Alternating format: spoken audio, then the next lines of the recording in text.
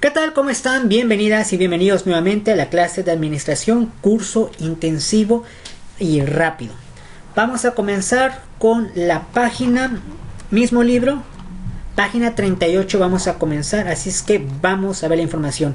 Les recuerdo que todo esto, desde la primera clase hasta ahorita, y lo que veamos la siguiente clase, ya sería la última clase, la siguiente, porque la que sigue ya es el examen. El examen va a ser el último día de clase y es todo el domingo para poder hacer su examen, prácticamente terminando la sesión hasta ya en la noche, ¿no? Pero bueno, eso sería hasta en 2 semanas. Vamos a comenzar con la Escuela del Pensamiento Administrativo. Vamos a ver la teoría de la administración científica, la Escuela de Relaciones Humanas, Escuela Neo-Humano Relacionista, Escuela Estructuralista y Escuela Ecléctica o del Proceso Administrativo. Vamos a ver la Escuela de Administración Científica.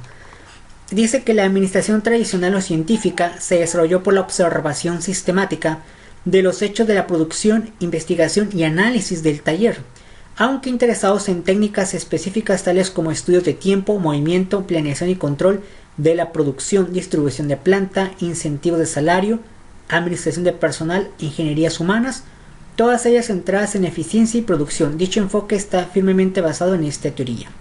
Aquí es una introducción un poquito a la historia y a pensadores que hicieron que la administración fuera sencilla en los trabajos.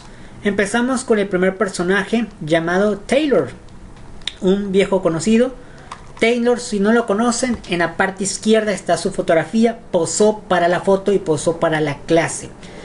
Dice Taylor: en el desarrollo de su tipo de administración, el enfoque de Taylor era estudiar las operaciones, determinar los hechos relativos a la situación del trabajo y de estas observaciones, derivar principios. Veía la administración como proceso de obtener cosas hechas por las personas, operando independientemente o en grupos, y su enfoque al problema administrativo era directo y sencillo: definir el problema, analizar la situación de trabajo en todos sus aspectos, aplicar técnicas cuantitativas a todos aquellos aspectos capaces de ser medidos, experimentar manteniendo todos los demás factores de tiempo constante, excepto el que debería ser cambiado, desarrollar una guía o principio administrativo derivado de las observaciones o estudios y finalmente probar la validez de dicho principio a través de aplicaciones subsecuentes, utilizando este enfoque para estudiar el trabajo. Taylor dejó una verdadera riqueza de información administrativa prácticamente posterior. Es tal vez conocido por el desarrollo de estudios de tiempo para determinar un estándar de producción que constituyera un día justo de trabajo. Todo lo que acabamos de leer, Taylor lo define en que él le interesaba que en una empresa el tiempo fuera de calidad, las personas trabajaran lo que merecen, pero con su respectivo tiempo y sacaran la producción, y así como ser más fácil en equipo o en grupos el trabajo. Sus 4 principios de administración científica forman ahora una legión, es decir, es muy importante.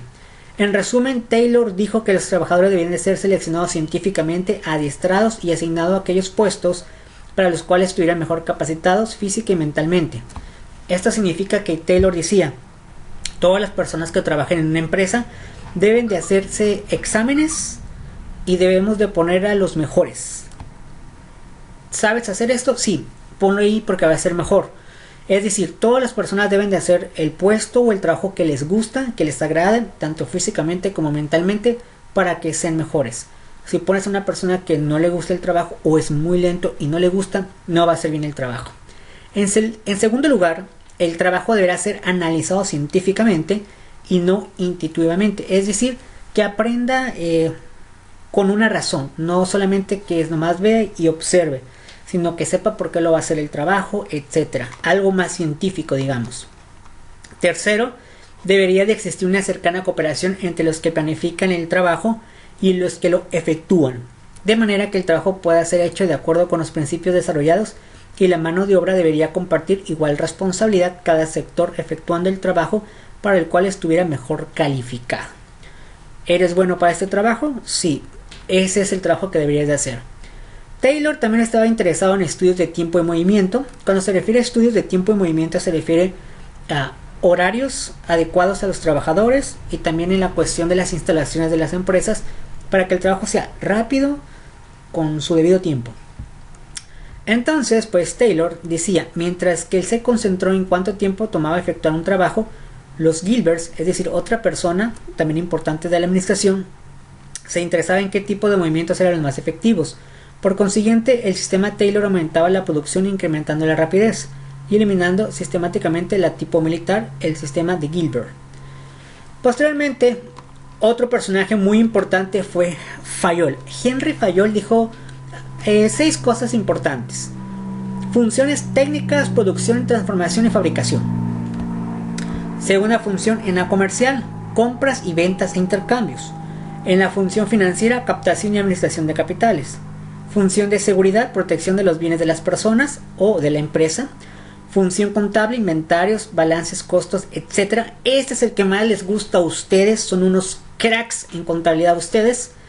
Función 6, funciones administrativas, previsión, organización y mando, coordinación y control. Estas 6 funciones para Fayol, si todas las empresas tienen estas 6 funciones, serán una empresa excelente.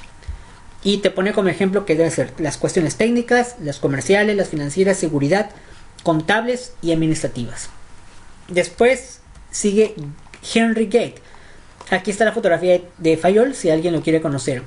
Henry Gate colaboró 14 años con Taylor. Ellos dos pues ya se conocían, eran de la época, estudiaban muchísimo la cuestión administrativa. Entonces Gate, más o menos 14 años estuvo con Taylor ahí estudiando, platicando, todo, hasta se hicieron compadres. Y bueno, dice lo siguiente: tomando lo más sobresaliente de él, continuó con sus estudios y su obra Adiestramiento a los obreros. Sus principales aportaciones son sistema de unificación de tareas de acuerdo a la calidad y cantidad de las mismas, adiestramiento de los obreros, es decir, capacitarlos, explicarles, no solamente ponerlos así por así en un trabajo. Aplicación de la psicología del trato de los obreros, es tratarlos de manera respetuosa, no molestarlos con groserías o hacerlos menos en discriminación. Y gráficas de Genn, son unas gráficas. Entonces, la principal característica de la escuela científica es el uso del método científico para descubrir nuevos conocimientos respecto a la administración. Este método puede ser descrito como de experimentación controlada. Está formado de pasos bien definidos que deben ejecutarse en el orden adecuado. Dicho en pocas palabras, el método científico confirma o rechaza una proposición. Se lleva a cabo un experimento, se hacen observaciones y se llevan registros para indicar con precisión el qué, cómo, cuándo y dónde yo le incluiría, ¿no? Y a continuación se seleccionan los datos en grupos comunes o clasifican con el objeto de facilitar su interpretación. Partiendo de los datos clasificados se hacen enunciados formulados. Bueno, a esta parte se refiere que en la época de Gans era la escuela científica. Cuando se refiere a escuela científica se refiere que buscaban los procedimientos y métodos. Vaya, no lo hacían nomás por nomás, sino que realmente investigaban, ¿no? Aquí hay algunos puntos que en esa época pues se hicieron importantes y pues son aplicables todavía incluso actualmente. Identificación de la proposición. En este paso define el objetivo y orienta toda la investigación hacia una meta específica. En pocas palabras, tener metas específicas como empresas. 2. Obtención de observaciones preliminares respecto a la proposición. Este es de carácter exploratorio, supone la familiarización con los conocimientos existentes y proporciona útil material de antecedentes. En una empresa pues se tiene experiencia con sus trabajadores, con la empresa, para crear algún tipo de meta, ¿no? O actividad. 3. Manifestar la solución provisional a una proposición. La hipótesis así manifestada se conformará o desaprobará mediante experimentos controlados y se mantendrá constante todos los factores que afectan la proposición en toda la prueba, excepto un factor que al permitir que variara revelará su relación con la proposición. Se requiere mucha creatividad para formular la solución provisional pensando más allá de lo que en la actualidad se dispone. Aquí, ¿a qué se refiere? Bueno, pensando en cuestión científica, obviamente, se refiere a ver ciertas soluciones que va a haber a ciertos problemas que se realicen. Obviamente está enfocado a estudios de administración en ese tiempo y que, bueno, que todavía se siguen utilizando. 4. Investigar cuidadosamente la proposición empleando tanto los conocimientos actuales como los experimentos controlados. Prácticamente esto se refiere a que todos tenemos conocimientos o las investigaciones de conocimientos. Si podemos basarnos en conocimientos anteriores y los podemos sumar con los actuales, es mucho mejor para lograr mejor las cosas, ¿no? Se los voy a explicar rápidamente, ¿no? Clasificación de los datos obtenidos. Yo creo que queda claro, ¿no? Toda la información que se recaba, pues hay que organizarla desarrollarla, investigar si es necesario y después seleccionar los temas importantes para llevar a cabo nuestro estudio científico en una empresa. 6. Manifestar la respuesta provisional a la proposición. Esto se logra mediante una cuidadosa interpretación de los datos clasificados. Por este tipo de propósitos se usan dos tipos de razonamiento, que es el inductivo y el deductivo, que aquí ya sería cuestiones de metodología de investigación. Dice que el primero es el razonamiento derivado de los resultados de muchas pruebas que se refieren al mismo fenómeno.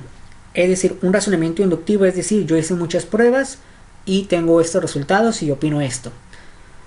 El deductivo es el resultado derivado de la verdad de la totalidad de un conjunto relevado por muchas pruebas. Y el otro son muchas pruebas que se hicieron y seleccionaron algunas, ¿no? 7. Ajustar y manifestar la respuesta a la proposición. Para ayudar a asegurar validez y unidad, la respuesta provisional se pone a prueba bajo las condiciones prescritas y se anotan los resultados, como si fueran tabuladores o hacer tabulaciones. Y por último, ya para terminar esta parte, el método científico puede considerarse como la actitud que debe adoptarse con respecto a los problemas o como un instrumento por medio del cual se obtienen respuestas basadas en datos efectivos reales.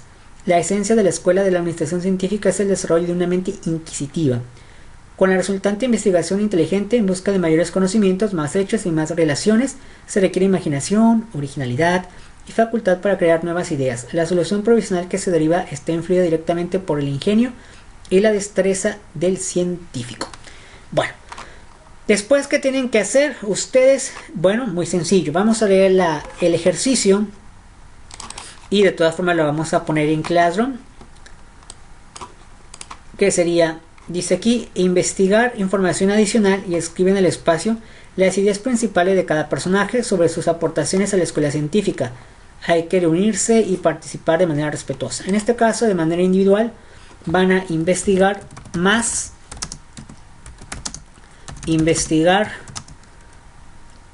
sobre Fayol, sobre Taylor, sobre Gann y sobre Gilbert. Aquí investiguen de manera un poquito más profundo cada uno de estos personajes importantes de la historia de la administración.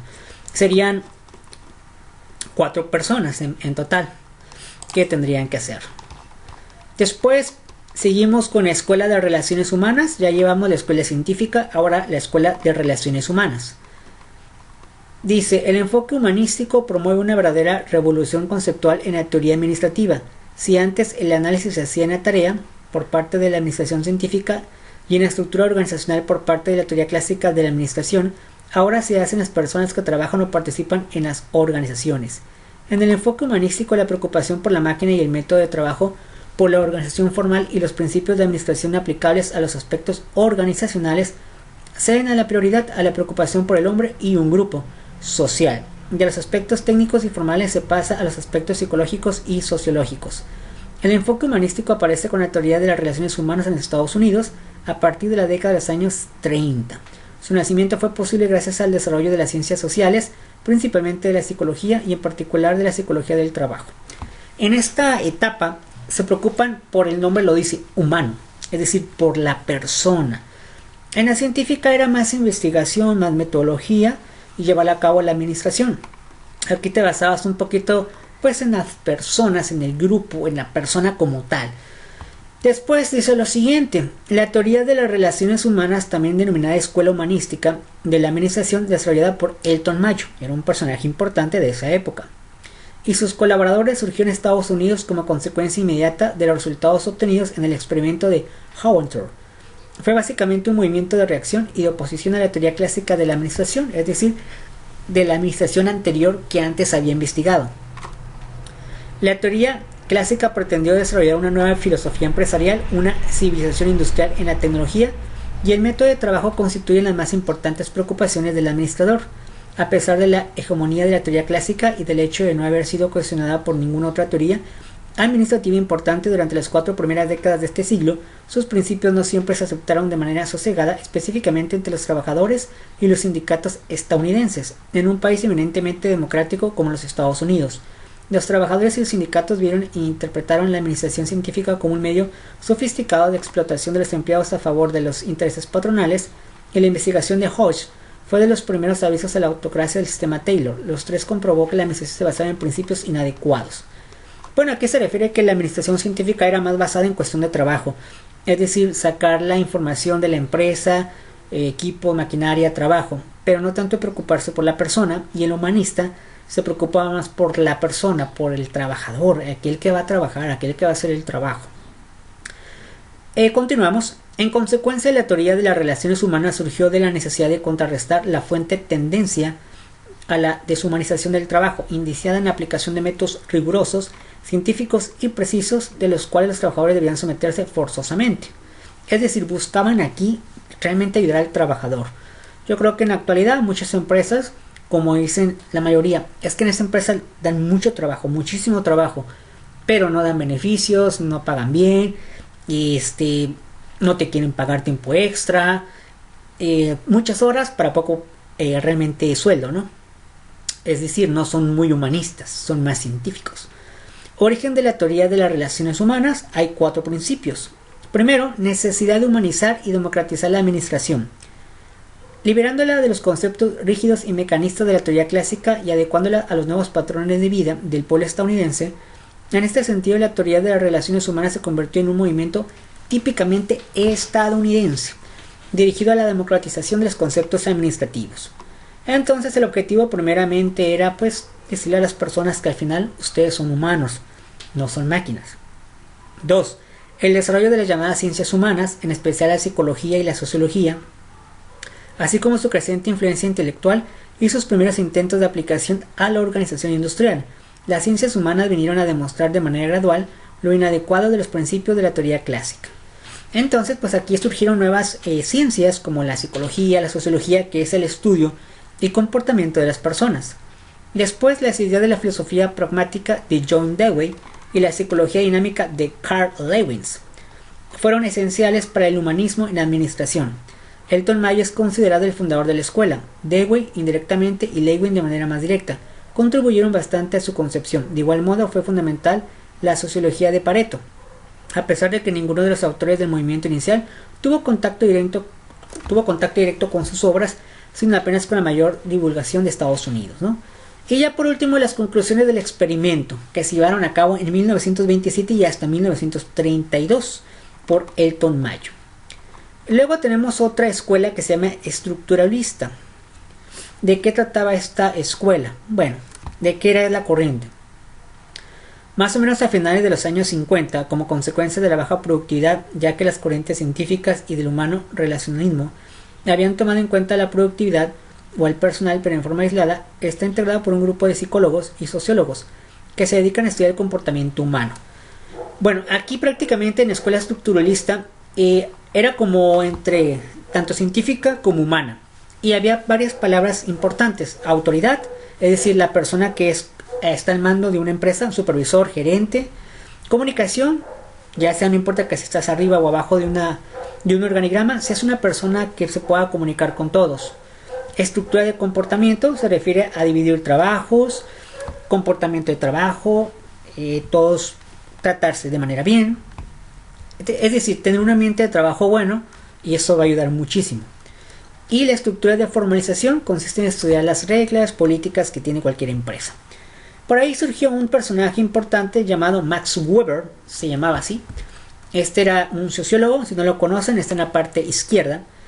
Era alemán y analizó profundamente las organizaciones desde un punto de vista diferente. Estudió aspectos de burocracia, democracia, autoridad y comportamiento. Tenía libros llamados Economía y Sociedad y Ética Protestante. Y estos fueron los aportes que él hizo, ¿no? Primero, tipo de sociedad. Hace una división clara de las sociedades, indicando que dentro de ellas también existen preferencias. Después, tipo de autoridad. Considera que hay quienes pueden ejercer y quienes no. Es decir, algunos nacieron para mandar, otros nacieron para obedecer. Entonces, si te tocó mandar, manda y ordena de manera bien. Si te tocó recibir órdenes, hay que hacerlo de manera bien. Y por último también las características de la burocracia, ¿no? En el cual había división de trabajo, jerarquías, es decir, organigrama, dividir el trabajo y todo establecerlo de manera correcta. Ventajas de la burocracia: considera que cuando una organización respeta el modelo ideal de burocracia se puede mejorar la eficiencia, logrando que un gran número de personas puedan desempeñar adecuadamente su trabajo. En pocas palabras, si una empresa existe como si fuera un responsable, va a ser muy fácil que todos hagan el trabajo que les corresponde, a comparación que no hubiera nadie y que pues ahora sí como quisieran. Crítica: sus estudios tuvieron gran influencia, pero la crítica más grande que se hace es que siempre consideró situaciones empresariales y personas ideales. Después está una persona llamada Renate Metz, que es una socióloga alemana, socióloga de la administración, y bueno, ella también pues puso ahí tres situaciones importantes, ¿no? Estructura jerárquica: ella cree que un organigrama debe de existir. Muchos de ustedes ya han visto organigramas. 2. Estructura democrática, es decir, si pueden tomar decisiones entre todos y ahora sí lo que diga la mayoría pues está mucho mejor. Autoridad técnica: la estructura se lleva a cabo de acuerdo a los conocimientos de cada persona, con una libertad de acción y dirección. Y con la comunicación: hay que comunicarse de manera respetuosa, de diferentes maneras, ¿no? Tanto escrita como verbal.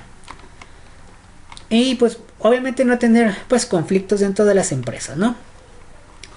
Después la formalización y la burocratización, es decir, ya tener jerarquías y gerentes y todo eso. Posteriormente llegó Amitai Etzioni, que es esta persona del lado izquierdo, y pues mencionó lo siguiente como algo importante, ¿no? Tipología de las organizaciones: coactivas, es decir, debe de haber una autoridad superior; normativas, reglas y recompensar; utilitarias, su objetivo es al final hay que ganar dinero; y mixtas, no da beneficio para todas algunas instituciones, ¿no? Muy bien, después sigue la escuela Newmano-relacionista. ¿De qué trata? Bueno, antecedentes y características. Entre ellas destaca uno que yo creo que ya lo vieron, se llama Abraham Maslow, que él decía que había este triángulo. Las personas tienen esas necesidades fisiológicas, seguridad, sociales, estima. Si tú llegas a todas estas, vas a llegar a la autorrealización. Primero como persona, ahora imagínense como grupo, ahora imagínense como empresa. Después sigue Hedberg, que decía motivación y factores higiénicos.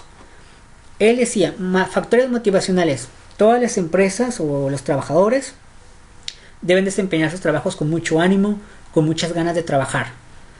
Como por ejemplo su compañera Nereida, que en estos momentos está trabajando, está bien motivada, trabajando y a la vez motivada para también estar en la escuela, su motivación. Higiénicos: hay que ser higiénicos en las instalaciones, todo el personal, y será gusto trabajar ahí, ¿no? Y ya por último, escuela eclética. También es llamada la universal o del proceso administrativo. Esta escuela representa los conjuntos de ideas de varias corrientes para la aplicación de la administración. En pocas palabras, aplica diversos conocimientos de cada una de las escuelas, tratando de agruparlos en un pensamiento universal a través de la aplicación del proceso administrativo. Y bueno, entre los que destacan son Fayol, Mary, Leidy, George, Harold y Williams. Y ya saben lo que son los pasos de la administración: planeación, organización, dirección y control. Bueno, ya para terminar, lo único que tienen que hacer ya de tarea es relacionar ambas columnas según corresponda. Es relacionar columnas. Relacionar columnas. Esto es como si fuera un mini examen. Relacionar ambas columnas según la respuesta uniéndoles con las líneas. Y aquí viene, por ejemplo, en la empresa poblana, los empleados están por celebrar su fiesta de Navidad. Ellos harán uso del proceso administrativo. ¿De cuál escuela pueden apoyarse? Y ya ponen la respuesta que es. Y así sucesivamente. Entonces hasta aquí la vamos a dejar en la página 48. Que es aquí donde viene pues como un mini examen, ¿no? Página 48. Mini examen. Muy bien. Hasta aquí la vamos a dejar. Muchísimas gracias a todos aquellos que estuvieron. Yo sé que ya son poquitos. Ya cada vez quedan menos porque muchos son pocos de los que habían o que faltaban por terminar su educación. Muchísimas gracias a cada uno de ustedes. Nos vemos hasta la próxima semana, que ya sería como entre comillas la última clase con más información, porque ya para la otra ya va a ser el examen. Muchísimas gracias a cada uno de ustedes y pues nos vemos hasta luego. Gracias.